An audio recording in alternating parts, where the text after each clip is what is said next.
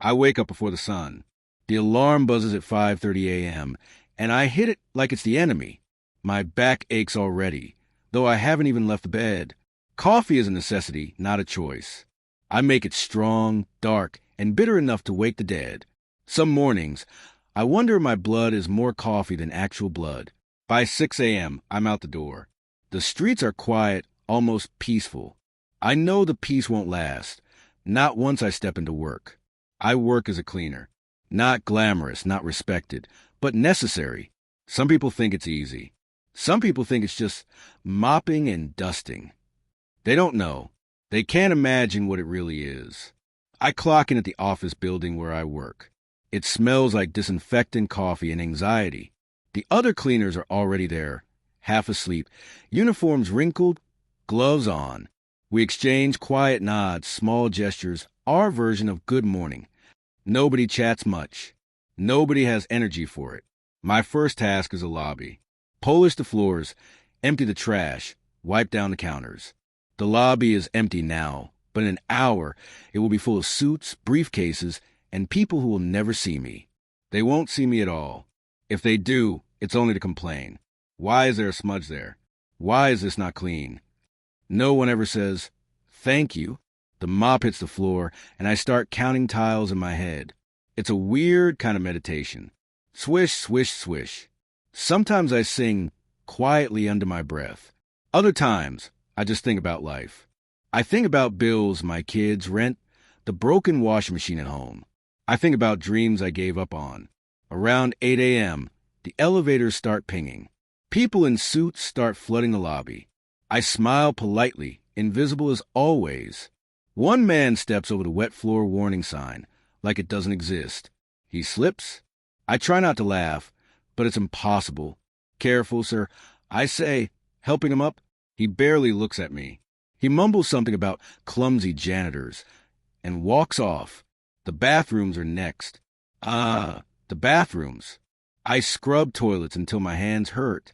Soap scum, toothpaste blobs, forgotten tissues. Every day it's the same battle. I'm fighting a war against germs that are winning. And still, someone will always flush something they shouldn't. Once, I found a phone in the toilet. Once, a small toy from some child. I think about all the things people flush without thinking. And I think about how unnoticed I am, cleaning all of it. Break time is brief. I sit in a corner of the supply room. Nobody talks much. We eat sandwiches, heat up last night's leftovers, drink instant coffee. It's quiet, safe.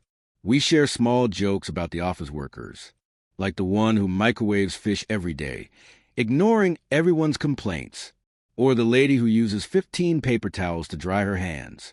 We laugh quietly, but it's a hollow laugh. The jokes are all we have sometimes. After break, I tackle the offices. Empty bins, wipe desks, organize scattered papers. Sometimes, people leave half-eaten food in their drawers. I find snacks from weeks ago, and I throw them out silently. I wonder if they even notice. Do they know anyone touches their stuff? Do they care? I doubt it. The hallway mirrors my reflection back at me sometimes. Dirty, tired, worn out. But I keep going. Because if I don't, the world around me becomes chaos. And no one notices the chaos until it's too late. Lunch is another quiet moment. I try to eat quickly, rest a little. Sometimes a colleague tells a story about their kids or complains about their spouse.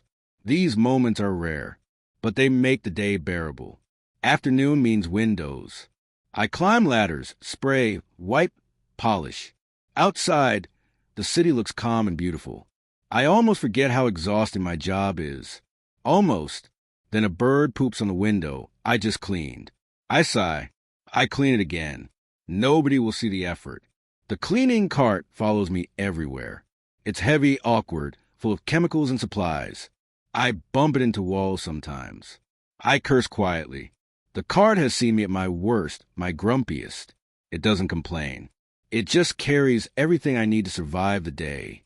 By 4 p.m., the offices start emptying. I walk through, double-checking, mopping, dusting. I find forgotten papers, a sweater left on a chair, a coffee cup on the floor. I pick it all up. Sometimes I imagine being invisible not just at work, but everywhere. Maybe that's already true. Evenings are hardest. The lobby again, bathrooms again, trash bins again. By now, my body aches all over. My hands are raw from chemicals. My knees hurt from bending and squatting all day. I stretch, drink water, try to shake the stiffness out.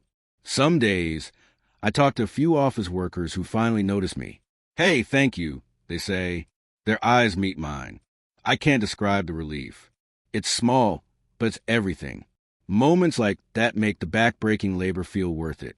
Sometimes it's funny, like the time a CEO dropped his sandwich under the desk and called me frantic because important papers might be contaminated, or the intern who hid from me during cleaning, thinking I wouldn't see him. I laugh quietly, shaking my head. By 6 p.m., the building empties. I do one last round, making sure everything is spotless, or as close as it can be. The floors gleam under the fluorescent lights. Bathrooms smell faintly of lemon disinfectant. Trash is gone. I wipe my brow. Clocking out is bittersweet. I'm tired, my body aches, but there's a sense of accomplishment. Another day survived. Another day that no one noticed.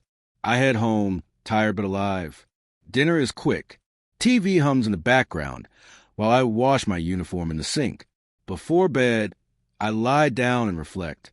I think about the people I helped unknowingly today. The hands I sanitized, the floors I polished, the bathrooms I scrubbed. I think about how invisible work keeps the world spinning.